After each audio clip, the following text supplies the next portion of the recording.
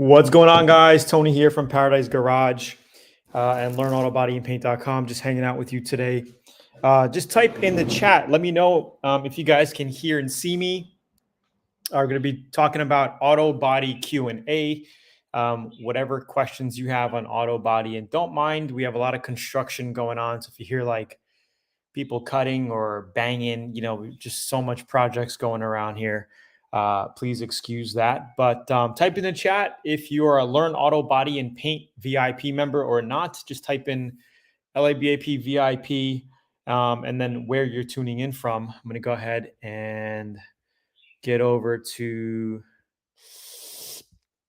I just want to say welcome, Learn Auto Body and Paint members, all the members tuning in. And for all the newbies tuning in, if you want to get more free training on auto body, don't forget, go to LearnAutoBodyAndPaint.com. You could get some free training. We'll put you on the newsletter. You'll get videos, a downloadable guide with links to other articles and videos. Super helpful, tons of content, a lot of information that can help you on your journey with auto body and paint. So yeah, don't forget to sub, share, like the video, blah, blah, blah. I'm going to go ahead and go back to comments now and kind of see what we got here. Hello, sir, VIP, British Columbia. What's going on, dudes? Richard Bluff. Hello, Tony. Season begins and I'm starting full body and paint job this year. Awesome, awesome, awesome. It's spring. Pretty much getting into the spring season.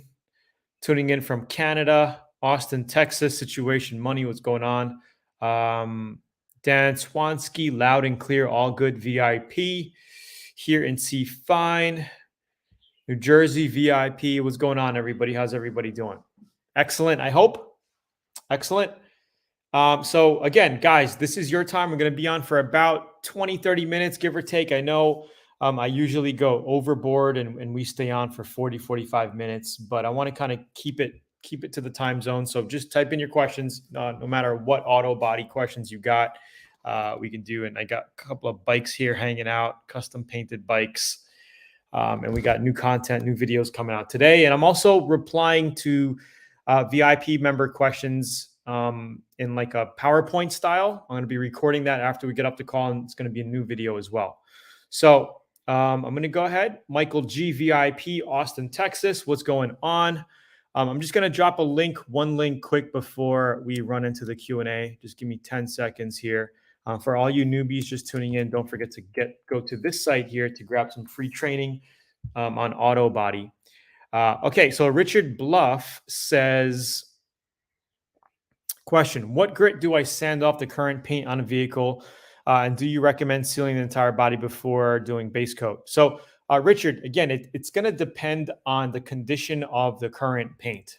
All right. Maybe what I could do quickly is share my screen, because I have something. Let's see if I can share my screen. Share screen. I think you guys are going to be able to see my screen now, right? Okay. So if it looks something like this, all right, this is pretty bad. Can I blow this up? No, it's not really blowing up. All right. If it looks something like this, it's pretty bad. You're going to want to use 150 grit sandpaper for something like this, because it's going down through to the primer and metal to basically feather everything out. Okay. If it seems like while you're sanding the edges, do you guys see my mouse or no? I don't know if you see my mouse or not, but if you're sanding the edges down and it keeps peeling and it sands off easily, you pretty much want to keep sanding. Okay. Basically take the whole thing down to metal, like do the whole trunk, do the whole door, because you want to get rid of that bad paint, because it already has bad adhesion to the primer, to the metal. Okay. You're going to want to go down, and then I would use an epoxy primer to go over that, followed by a 2K filler primer. You could even use a DTM primer, which is a direct to metal, which is a good primer as well. And some epoxy primers are not epoxy. Some regular 2K filler primers. I'm using ECG, been using these guys for a while. It doesn't say DTM, but it's pretty much a DTM, because if you look at it, it says you can go direct to metal. So DTM means direct to metal. All right. And then you could just put that on and then block it out, and you're ready for paint. And this also acts as a sealer or a good foundation to put base coat on. So you don't necessarily always have to put sealers on it. I do use a 1K sealer at times if I'm prepping my final stages and I have a little metal showing at the end. When you're pretty much ready for paint, you got metal. This is a 1K sealer. You just shake it up, mix it up, strain it, and just spray it right on over the metal, okay, or some of the body filler if you're showing. And then you put your base coat right on top of it. You don't have to sand it or anything. So if I use a sealer, this is the only sealers that I use. They have other sealers that you use to spray the entire vehicle. But it's not really necessary unless you're totally anal. You want to get the best possible job. I mean, you still can get the best possible job by avoiding a regular sealer stage. Okay. I don't know if you guys see a video of me as well, but let's see. Okay, so let's see if we can hide this.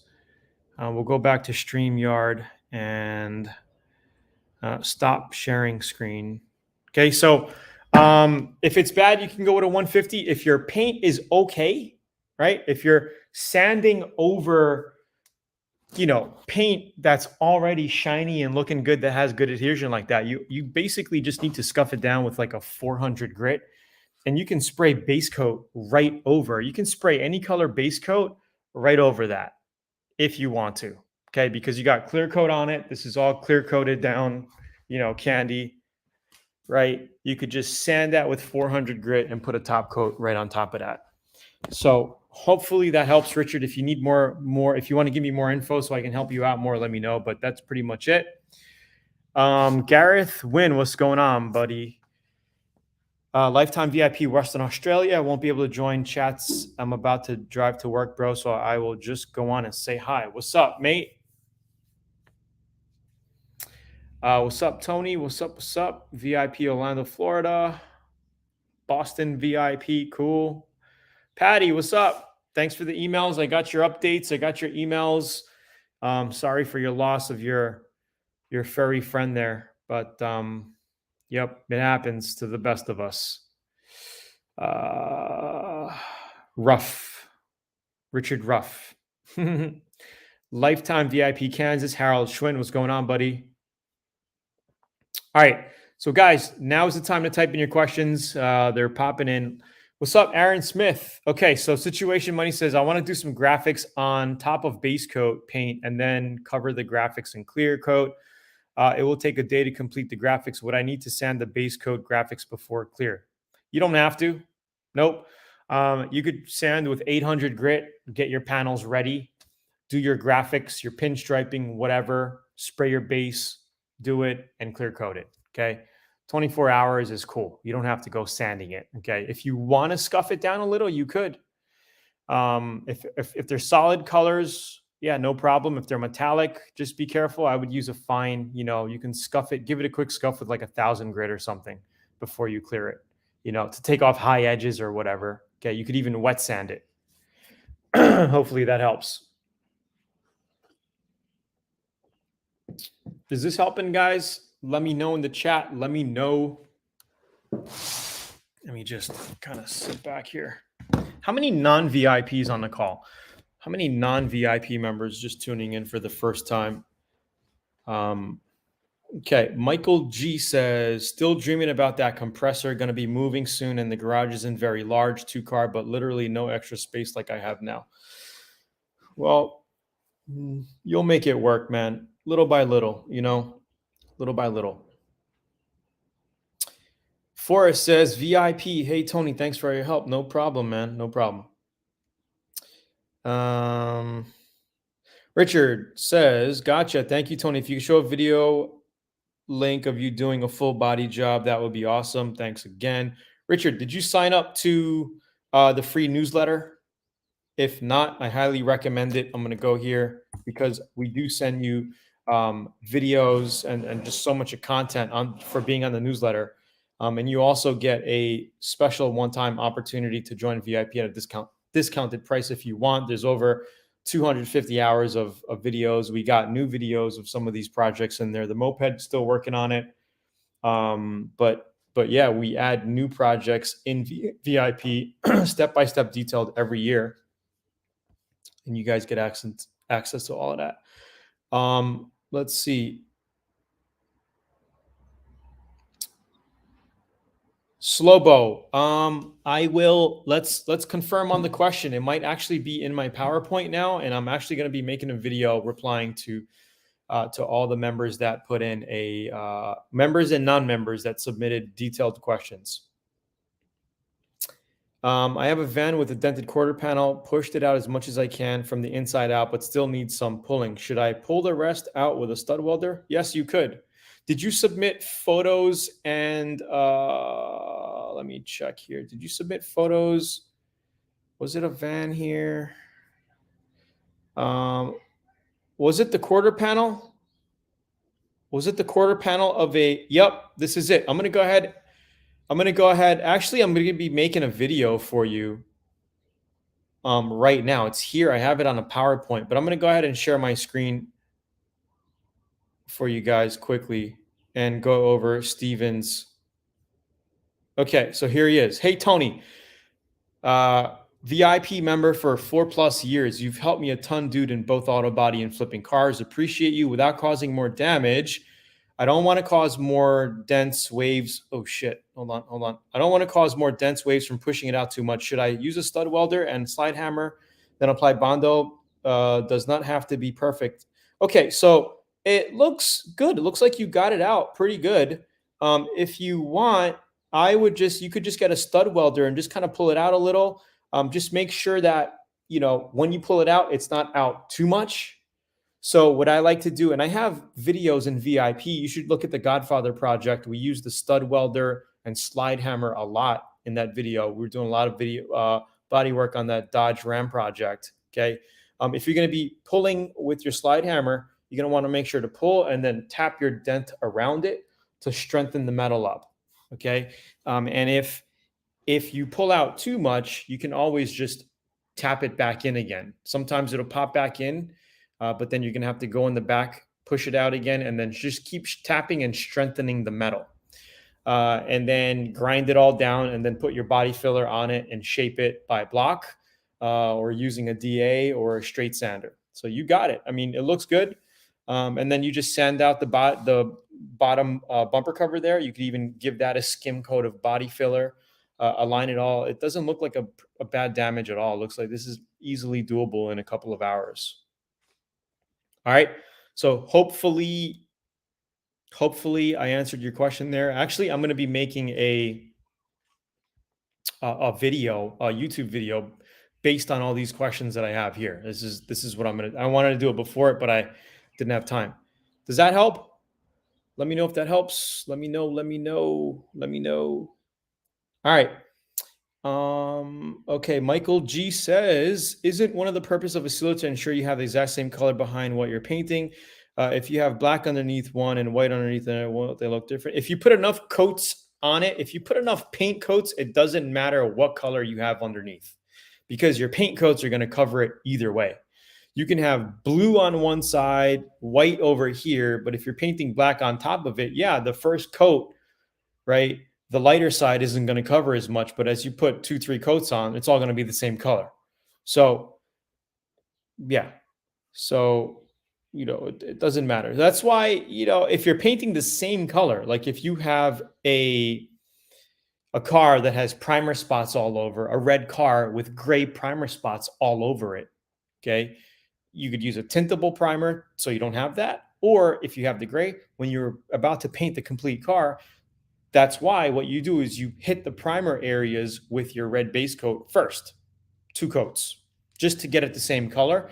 Then you go around the car 2 coats for your new paint job. You get what I'm saying? This is exactly how I show you how to paint in VIP. We have multiple videos covering that process. You always want to cover your primer spots first with your new base coat, and then blend in and then cover the rest of the vehicle or the blend or whatever you're doing on the 3rd and 4th coats. Okay. So with enough coats, it doesn't matter what you have underneath because you will cover. Hopefully that makes sense. Thank you, buddy. VIP is worth every penny, and learned everything from this dude. Awesome. 2 photos, dark gray and blue. Yep. Okay, cool. Gotcha. How to fix paint damage from water etching.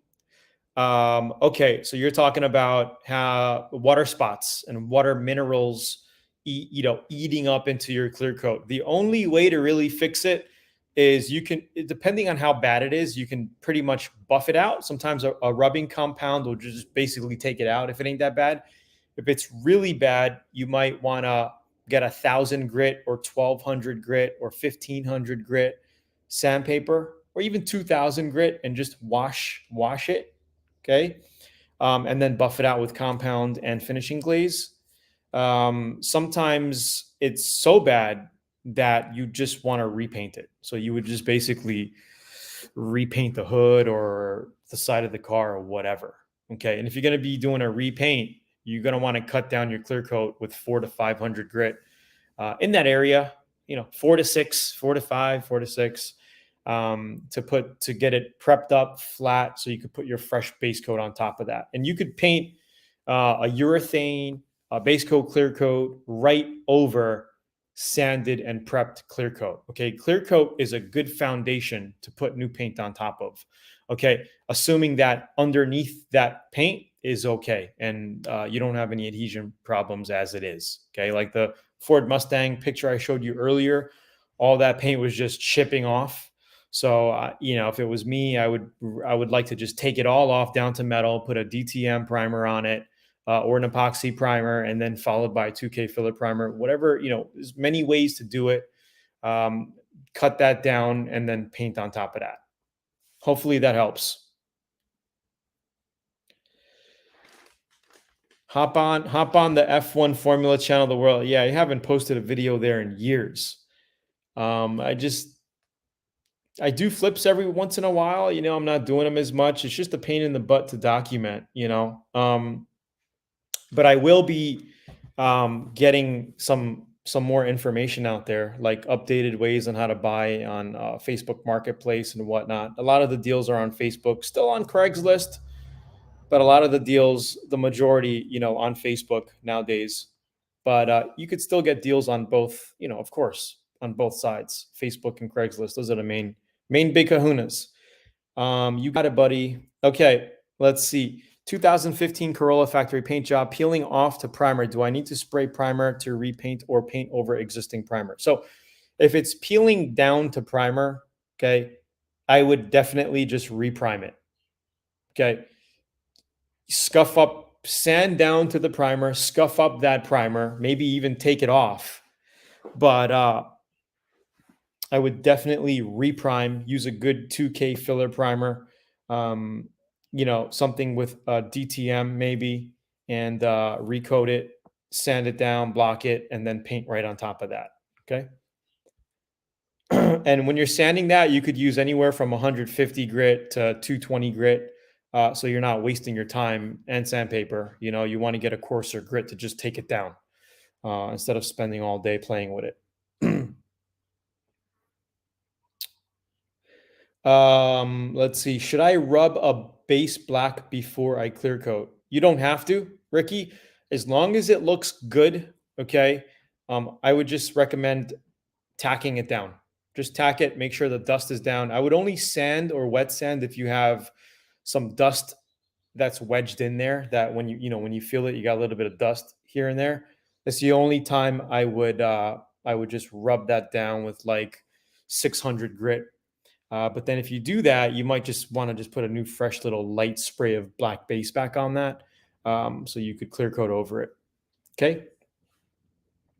Will you do a flip-flop paint job anytime soon? What does that mean? Flip-flop paint job? Do you mean like flip a car? What do you mean by that? Can you mix one brand of base coat paint with a different brand of reducer? Mixing Deltron base with Transtar reducer. I think you can. I don't think you're going to have a problem with that as long as it's the same mixing ratio. So with your Transtar reducer, is that a pretty much universal reducer that you use in their base coats and clear coats? And what's the mixing ratio? Is it 1 to 1? because I know Deltron is 1-to-1. You shouldn't have a problem because a reducer is a reducer. But I personally like to stick with, if I can avoid that, I just like to use, my nascent reducers with nascent paints, or PPG reducers with PPG paints, base coats. And then you could put any type of polyurethane clear coat on top of a base coat, any base coat brand. Okay. It's all the same stuff. So you could use a House of Color clear coat, PPG clear coat. What am I using now? Acme by Finish One clear coat on top of any brand base coat, no problem. Yeah, Craigslist did go down the toilet. Can you sand primer with 300? Yeah, absolutely. I don't know why you would want to finish with 300, but you can. If you're finishing, I would finish with 400 to 600 before paint. 300's way too coarse to paint over, unless you're painting a single stage. If you're painting single stage, I've painted single stage over 320, no problems at all. Okay, I'm sure it'll probably cover 300 grit scratch mark as well. Is this helping, guys? Let me know if this is helping. Just type in the chat. Be like, yo, Tony, this is good. Thank you. Let me know. Give me some feedback. Charlie says, paint job that looks like it changes colors.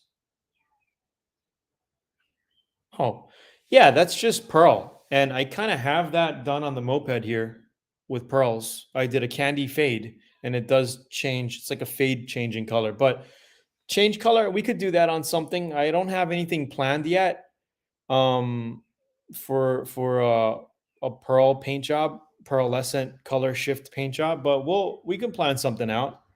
I'm going to be starting the van project this week. Actually, we're going to start tackling the body work on the van project. It's going to be a few week project. Hope to probably paint it. I wanted to end by the end of the month, but I'm thinking next month it'll be complete. I just got a lot of things I'm doing right now, and it's crazy, crazy, crazy. Excellent, excellent, guys. All right, I'm going to post a link again here to learn auto body and paint. You guys can sign up for some free training there. Click that link. Don't forget, for all the newbies out there. And if you guys are looking for awesome spray guns, you could check this site out. Same guns that I use to paint all of my projects. A lot of our VIP members spray with Atom spray guns as well. Check them out. They're good guns. You get the ultra lighting system with it, so when you're painting, you can see everything. And I notice a lot of people are kind of, when they're using the Gun Bud ultra lighting system, they're using the wrong setting on the light. And I think they should get rid of the beam setting. Where's my Gun Bud? Yeah, so this is here. This is the Gun Bud, but here. So there's a beam setting, and there's this setting. This setting is pretty much a wide open. It lights everything up, and then the beam setting is this here. It's like a beam, and this is, you don't want to paint with this. Honestly, I don't know why, but I've used it. But I don't like this setting, the little center beam setting. I like either all on, where you can have the beam and the outer COB light, or just the COB. I like just that. That is much more better when you're painting. It doesn't have that glare, and it's just so much better. I have it on wrong. I have it on. But with the Atom spray guns, guys, you get one of these for free. They sell for $59 on Amazon. It's a great color matching light for doing your blending or painting, and it works phenomenal when spraying. It really lights everything up. You can see how good for blending, good for candies, good for pretty much everything when painting. Especially if you have crappy lighting in your garage. But I've painted a complete car in the dark, in a black garage with this thing, with no problems. No problems. So check them out. Okay, we're going to answer a couple more questions, guys, then I got to head out. Also, guys, we're going to be doing a Learn Auto Body and Paint VIP sale probably within the next week. So for all of you guys who never joined VIP and you want it, we're going to be doing it. I'm also going to give away some sample packs that I have of Kovacs. They hooked me up with a bunch of sandpapers and discs. So we're going to be drawing one lucky VIP winner every single day who joins for a sandpaper pack. So this is like an inner surface pad here that you put on your DA. We got, different grits, 400 grits, 1,000 grits, 500 grits, 2,000 different type of sanding papers and whatnot. And so we're going to be doing this probably in the next week or so. So that's going to be cool. We'll probably make like 5 packs of these. It's probably be a 5-day sale. Every day we'll pick one lucky winner. So stay tuned. Sign up to the newsletter here so you don't miss out on that email notification for Learn Auto Body VIP. Let me just put that in the stream here so you guys have it. I'm going to answer one more question, guys, and I'm going to head out.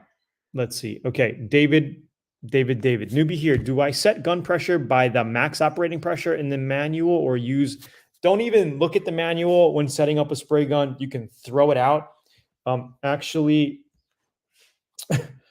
let's see here. Articles and videos, paint gun.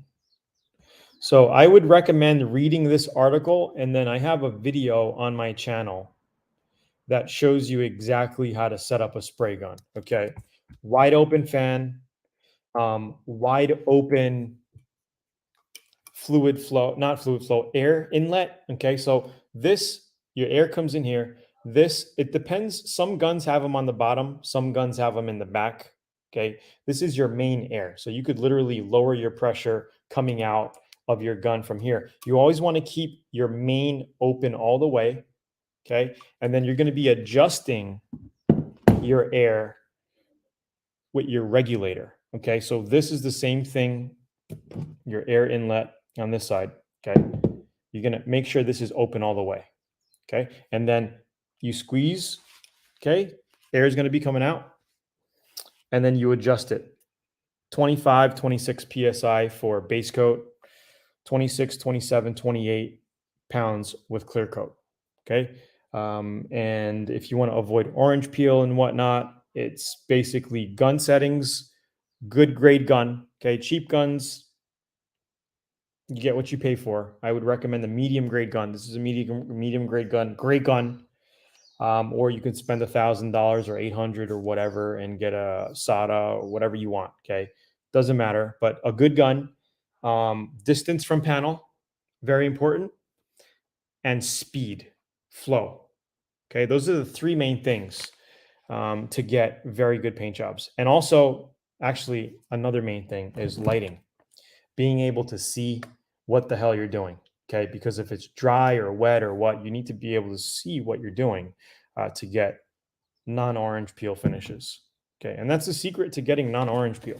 Having a medium grade good gun. Okay, not a cheapo, crapo gun, because it's just not going to atomize the way you want, and it's the fan pattern is not going to be even. Cheap guns sometimes spray heavier in the center, less on the outer sides, heavier on the outer fan, not enough paint in the middle. That's where you get dryness, uneven paint, orange peel. Okay, so hopefully that helps. This thing, I laid 2 coats of clear, and it's like glass. I didn't even buff it. You guys are going to be getting videos on this in VIP very shortly as well. So hopefully that helps, guys. Hopefully that helps. Hopefully that helps.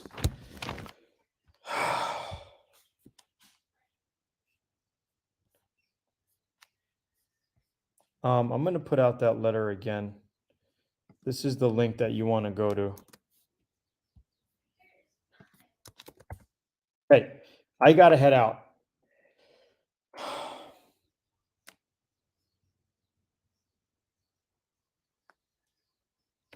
Okay, last question. What happens if you use a high volume low pressure on a hot dog compressor? Well, you're going to run out of volume super quickly.